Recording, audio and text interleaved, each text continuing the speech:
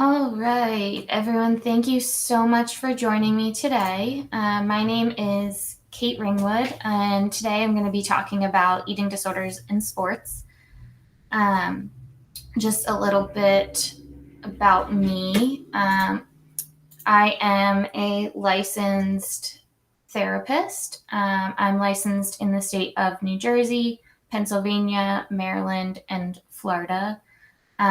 The name of my private practice that I own is called Serendipity Counseling Services. And I specialize in working with eating disorders, body image, and sports performance. And this is my dog, Mati. He sometimes joins sessions. Okay, so I'm going to start out just by some basic facts. College students in general have been shown to have a higher prevalence of mental health disorders such as mood, anxiety, substance abuse, and eating disorders. It's during life transitions is a big time where students are increased in risk for these mental health disorders. And of course, transitioning into college is going to be one of those big life transitions. About 1 of 5 young adults ages 18 to 25 will experience mental health disorders.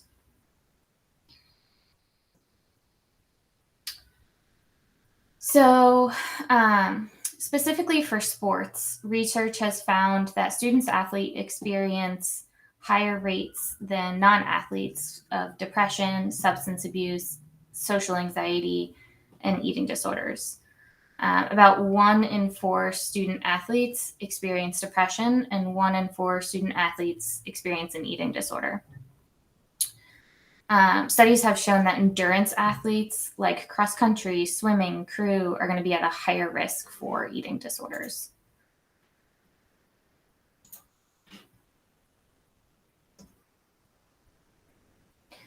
So, eating disorders in athletes specifically. Athletes are 2 to 3 times more likely to develop an eating disorder, and this doesn't include or exclude males. They take up about 25% of individuals with anorexia and about 40% of those with binge eating disorder. Binge eating disorder is actually the most prevalent eating disorder. And these percents include the percents that are actually able to be recorded, but a large majority of males do not feel comfortable getting treatment because of the stigma around mental health in males. So the assumption is that this percent is actually a lot higher. 10% of college athletes with known mental health conditions actually seek care from professionals. So that's something to actually take note of too, that it's not a very high percentage of those that are actually looking for help. So who are athletes? Athletes tend to be very achievement-oriented. They are sensitive to consequences. They have a high attention to detail and high error detection. And they have altered interoceptive awareness, which tends to be like that high pain tolerance. To get a little bit more into that, so how that shows up in a student athlete versus how that shows up in an eating disorder. So the achievement-oriented shows up in a student athlete by striving to be the best at school and at their sports performance. This is a very positive trait in many student athletes. However, in an eating disorder, the strive to be the best at losing weight or dieting, that perfectionist comes into play, and they want to be really, really good at their eating disorder, and that feels good. So that obviously can be a negative factor with an eating disorder. Sensitive to consequences. So in a student athlete, the fear of upsetting professors, coaches, parents is going to be very high. And with an eating disorder, how that shows up is fixation on consequences such as not eating perfectly or not losing enough weight. Often we see they may get to the weight they want to be, and then they keep going and going and going because it's never good enough. We also see this if, some folks will be weighing themselves often. If they see the number go up slightly, their mood totally shifts, really sensitive to the results. High attention to detail or high error detection. So in a student athlete that shows up with high attention to detail in schoolwork and sports performance, they're going to be really sensitive to what coaches are saying, what their grades are, things like that. And in an eating disorder, they may be hyper aware of their flaws, including their body and their self. This shows up in low self-esteem. So the altered interoceptive awareness in a student athlete, they're able to study and train even when they're tired, injured, or fatigued. And then in an eating disorder, they have minimal discomfort as a result of extreme dieting and restriction. Okay. So why student athletes are at a higher risk? There's a lot of different factors here.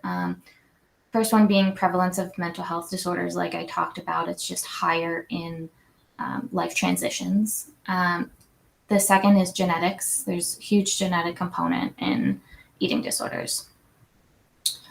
These genetic components, based off of research, they don't have any specific things indicating that an actual eating disorder is genetic, but the factors, the characteristics that somebody often has with an eating disorder, like perfectionism, for example, those genetic traits we see very commonly in eating disorders, and we kind of call it the perfect storm of an eating disorder. So it tends to not be one specific factor, but it may be certain characteristics that are genetic, and then a life transition, and then we have all these other examples that can come up with the stressors, and that's the perfect storm of boom, an eating disorder.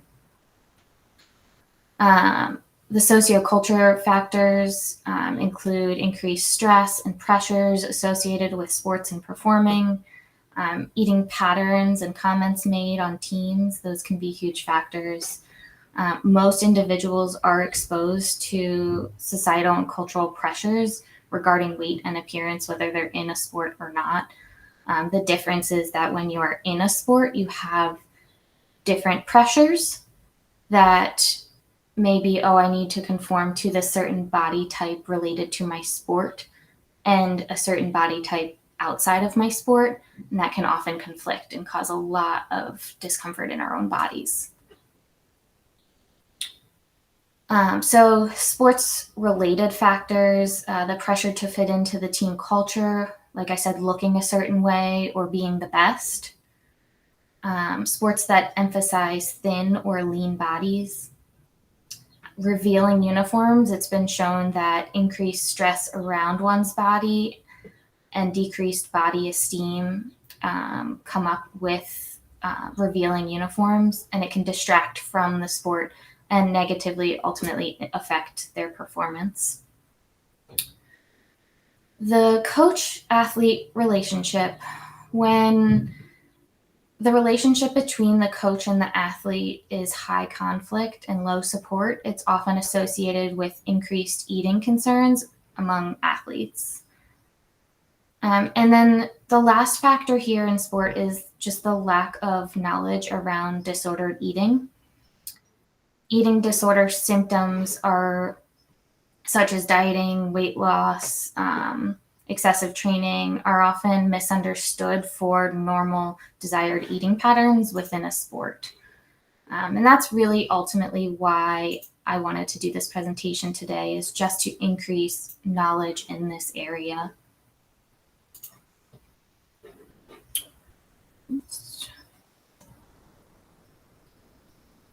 Okay, so as far as student athlete studies go, these are two that I just found interesting.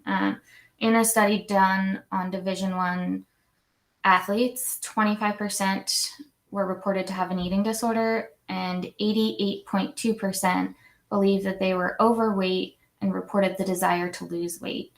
So that is a huge amount.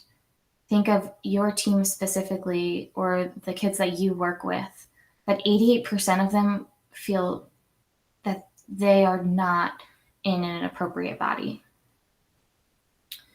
Now, in this NCAA student athlete study, there were 4 females looked at, and they really focused on experience during their time as a collegiate athlete with chronic injury, isolation, self-hatred, and constant feeling of not being good enough. Like, those are the things that stood out to them about their experience. Okay, so now we know that it's really prevalent. So what can we look out for? So a shift in mood. You may notice increased anxiety or depression, isolation, often decreased interaction with coaches and teammates, increased impatience or crankiness, high level of anxiety when unable to practice or train, physical symptoms, so more frequent muscle strains, sprains, or fractures, slow heart rate, or low blood pressure. It's really common in athletes, as we know, to have a lower heart rate. However, I think it's really important to look at what is normal for this person individually, because it's often mistaken that, oh, they're fine, they have a low heart rate because they're an athlete. So to look at their own kind of history of how low their heart rate is to how it is right now, I think can be really important. Reduced body temperature, increased sensitivity to cold, complaints of lightheadedness or dizziness, and GI issues comes up a lot in eating disorders. Behavioral changes. So excessive use of the restroom, difficulty with days off or tapering, avoidance of water or excessive water intake, preoccupation with food, ritualistic eating, which I will get into in another slide, excessive concern of appearance, additional training above and beyond what's actually required of the sport, training through dangerous situations such as running alone at night or when injured or sick, frequent weighing, negative comments about the body, and compulsive fixation on eating in a quote-unquote healthy way. Some shifts in performance that you might see are decreased concentration, energy, muscle function, coordination, or speed. You may notice longer recovery times needed after workouts, increase in fatigue, or decrease in performance.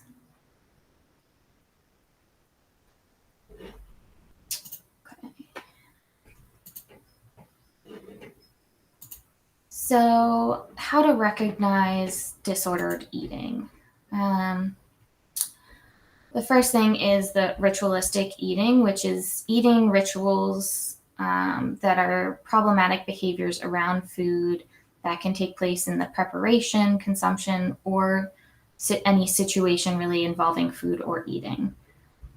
Examples of this may be cutting food into small pieces, food needing to be separated on the plate or not touching, being excessively chewing food before swallowing, eating certain food groups in a certain order on their plate, needing control over measuring foods when preparing them, or how they're arranged on the plate. Avoidance of water or excessive water intake. So water loading is considered drinking an excessive amount of water, typically to receive a higher weight if they are getting weighed in their recovery process, or it can be to try and suppress hunger. Water restriction can often be a fear of fullness, so they actually restrict water as well as food.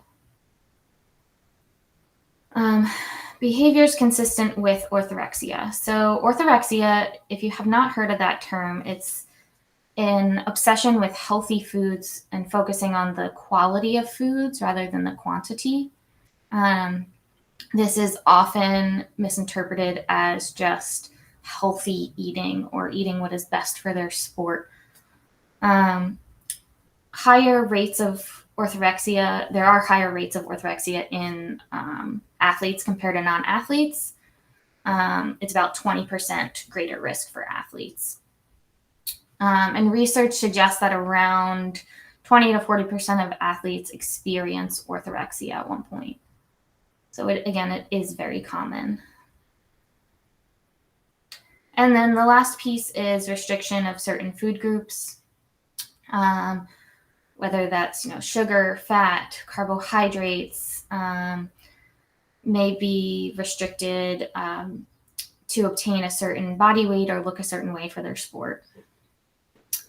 And then also the preoccupation with food, only eating food that they've prepared, spending a lot of time planning meals, dwelling on what they're going to eat next or what they didn't eat, comparing themselves to what other people are eating are all very common.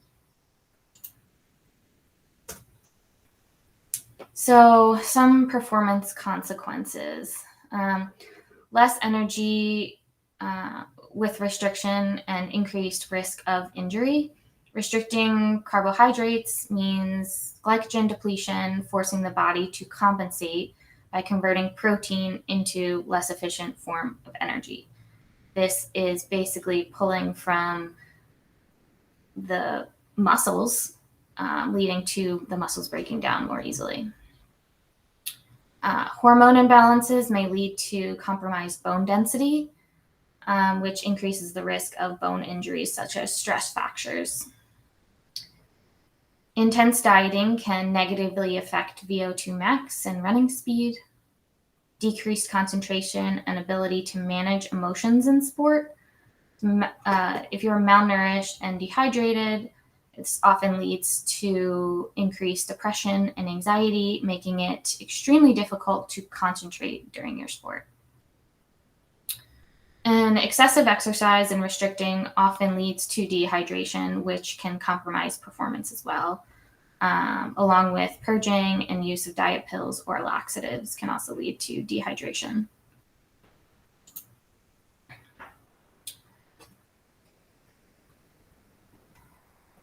So eating disorders not only negatively impact performance, but they also result in some pretty serious health consequences. The annual mortality rate associated with anorexia nervosa is more than 12 times higher than the death rate of all causes of death for females 15 to 24 years old. This is pretty high. I thought this stat was pretty out there, kind of shocking. So physical consequences. Not sure if anyone here is familiar with REDS, but it used to be considered the female athlete triad. REDS stands for Relative Energy Deficiency in Sport. It's a condition of low energy availability affecting both male and female athletes of all levels and ages. So they transitioned this from the female athlete triad because it affects, they have realized, both male and female, and there's a lot more to it. If you look at this graph, you can see that the triad used to be menstrual function and bone health associated with sport and just females. Now they've realized that it has all these other factors, the endocrine system, metabolic, as you can all read, it affects so many different types of your body as far as physical consequences go.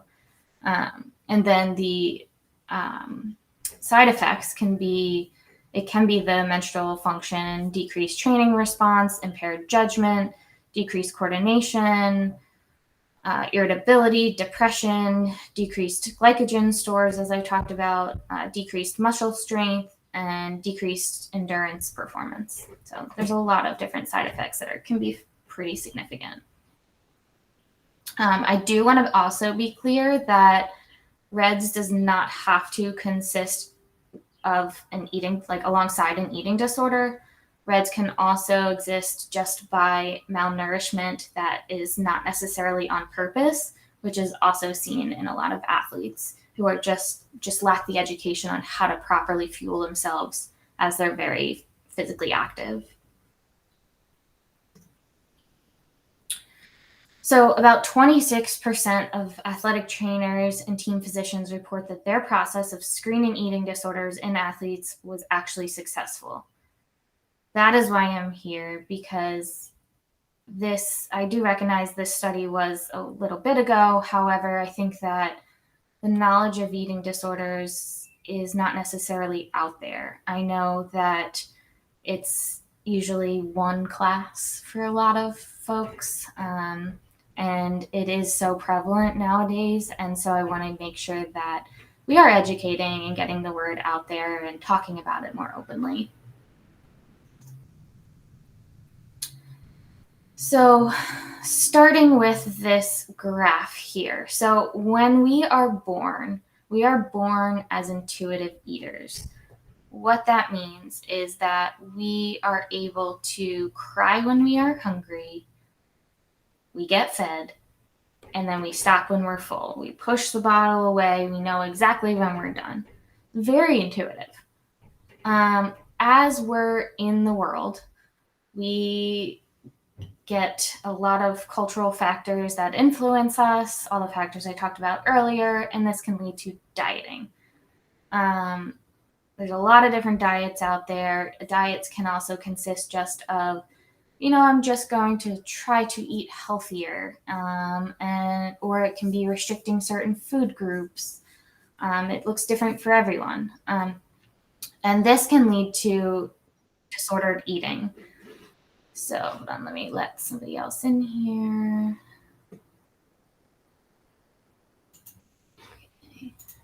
So about 35% of those who are dieting develop disordered eating.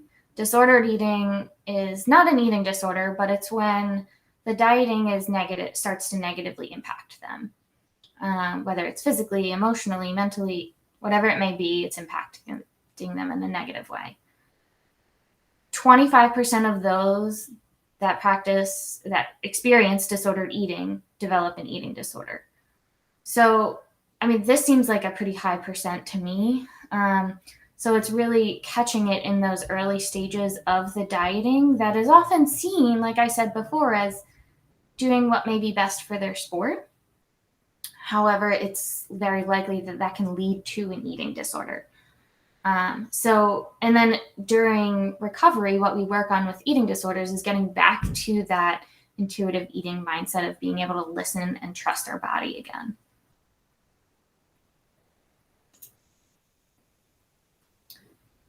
So what to do?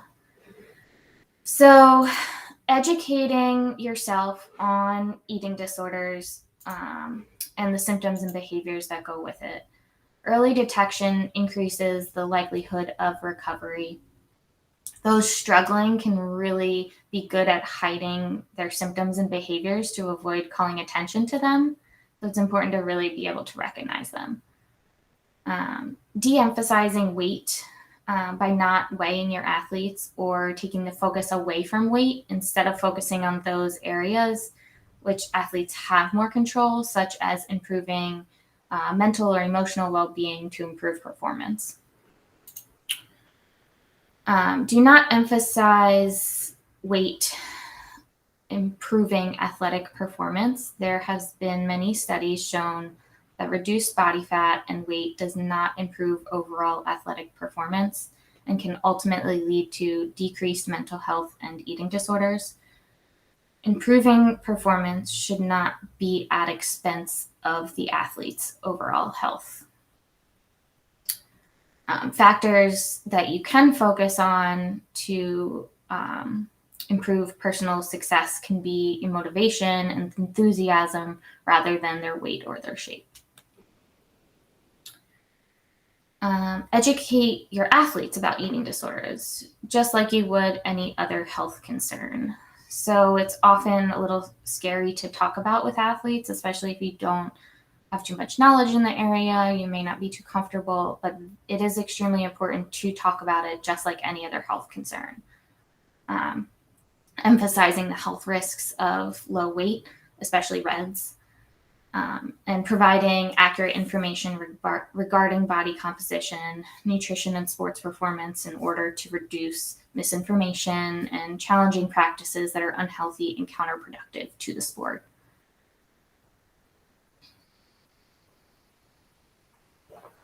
And having an eating disorder mental health professional available for support is extremely important. Be aware of local eating disorder professionals in your area, such as medical doctors, therapists, and registered dietitians. This chart here is kind of what treatment and recovery can look like. We recommend having an eating disorder specialist in each area. And if you need resources, please, at the end of this slide is my contact information. Feel free to reach out to me and I will send you some referrals in your area. Bringing a registered dietitian on for nutritional support can be extremely important. As I mentioned, REDS exist not only in eating disorders, but just because you have these young athletes who do not know how to properly fuel themselves, and it's important to make sure that they have that education. And if you suspect that someone may have an eating disorder, talk to them directly and offer resources for support and treatment.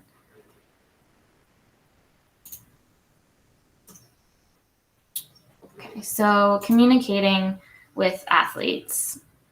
Cultivating a team environment that is positive is extremely important. Promoting healthy, non-judgmental attitudes towards size and shape. Paying attention to your own comments and behaviors about size, shape, and dieting.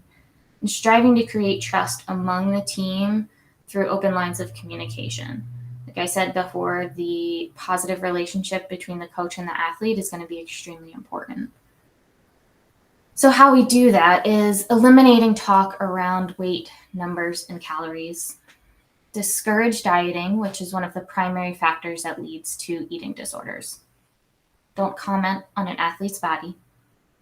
Let athletes know talking to you about mental health is a safe environment and will not jeopardize their sport. However, compromised physical health may increase the risk of injury, which we know injury does compromise if they can play in their sport or not. Encourage athletes to talk about pressures of sport and normalize seeking help and support for managing pressures. Normalizing getting help for mental health is going to be extremely important. If you normalize it in this environment, they're going to feel safe coming to you, safe going to the counseling office, safe saying, hey, I have therapy this day, and not feeling shame around it. Using I statements instead of you statements, which when speaking to athletes makes them feel less attacked. Approach athletes with empathy and curiosity. If you suspect that something is going on, focus on the behaviors and the psychological changes rather than the weight, food consumption, and appearance. Remember, it's not your responsibility to diagnose, but to provide the support and the resources. Reminding athletes of their positive personal qualities outside of the sport. I do a lot of work with athletes on their overall values and who they are outside of their sport, because they aren't just their sport. I mean, a lot of the times during that transition out of their sport, when they graduate college or later in life, it's really, really tough because they identify just with their sport. They feel very lost without it. It's important for them to be able to know who they are without that sport. Avoid labeling food as good or bad. Oftentimes when we label foods as bad, if you eat that food, then you are bad. And that shame really can send someone down a spiral. Discuss ways to enhance performance outside of focusing on weights, such as strength, endurance, physical skills, and mental and emotional aspects of performance. Athletes often participate in restriction around food intake more to fit the demands of their specific sport.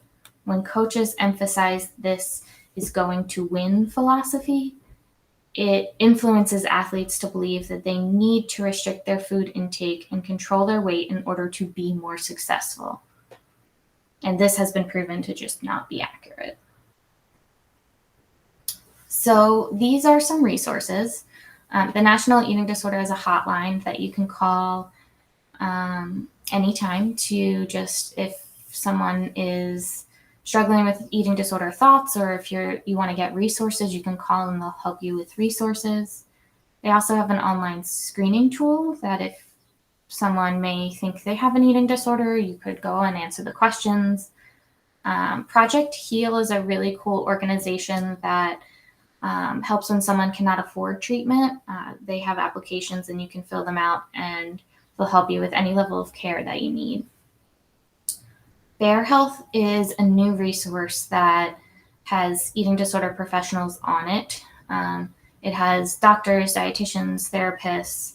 However, they are limited because it is a new resource, but they're trying to grow it. And then, of course, the school counseling center or health center where you are. My references. And this is my contact information. Feel free to write it down. Again, if you need any resources or you have any questions, I am absolutely more than happy to answer anything. Yeah, I want to open the floor up to some questions now.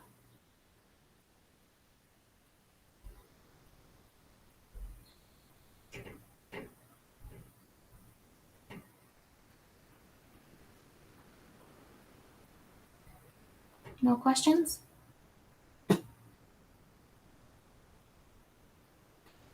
Okay. Well, I really thank you guys for all coming. I appreciate you listening, and this will be, it has been recorded. So if you would like the recording, feel free again to reach out to me, and I will be happy to send it over. Thanks, guys.